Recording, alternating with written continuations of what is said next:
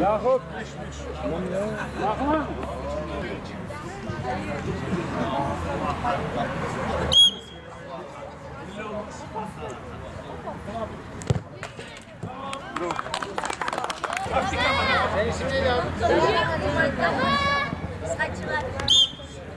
Ayakta, ayakta.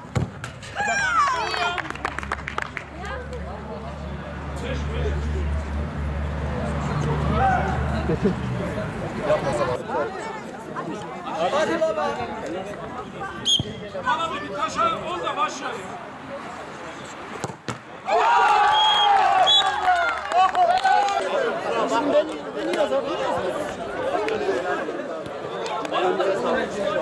Tebrik ederim.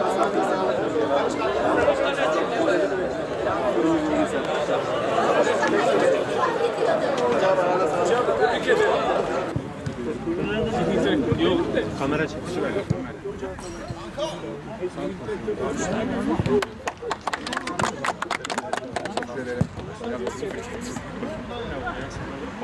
Oğlum başta kalsın.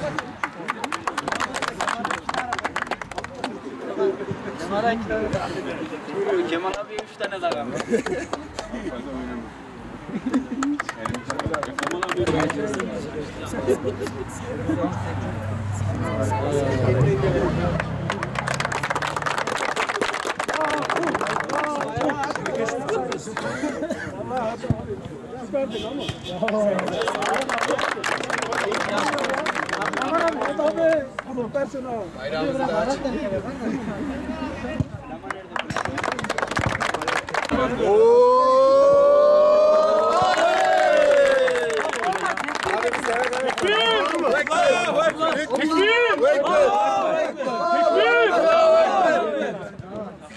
Abi aslında 2 tane.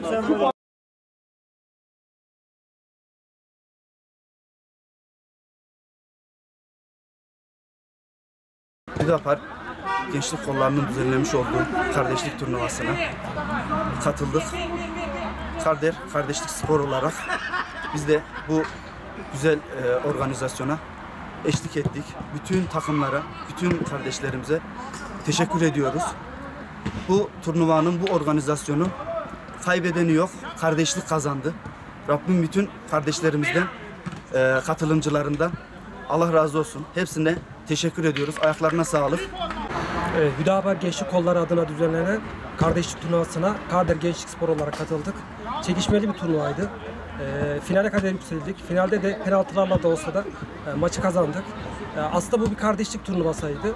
Arkadaşlarımız hepsi kardeşlik için mücadele ettiler. Hepsini tebrik ederim. Hüdapar Konya İl Başkanlığı öncülüğünde gençlik kollarımızın düzenlenmiş olduğu kardeşlik turnuvasında takımlarımız şu anda final maçı yapıyorlar. 14 takımın katılmış olduğu turnuvada takımlarımız elenmek suretiyle final maçına doğru geldik. Şu anda final karşılaşması yapılıyor. Bizim buradaki amacımız takımlarımız arasında kardeşliği pekiştirmek ve gençlerimiz arasında sporun bir kardeşlik olduğunu ve sporda mücadelenin yanında aynı zamanda kardeşlik duygularının da ön plana çıktığı bir turnuva düzenlemek. Sağ olsun futbolcularımız da bu konuyla ilgili elinden gelen çabayı gösteriyorlar. Hem turnuvanın ruhuna uygun bir şekilde bir mücadele, hem bu mücadeleyle beraber aynı zamanda bir kardeşlik havası içerisinde geçiyor.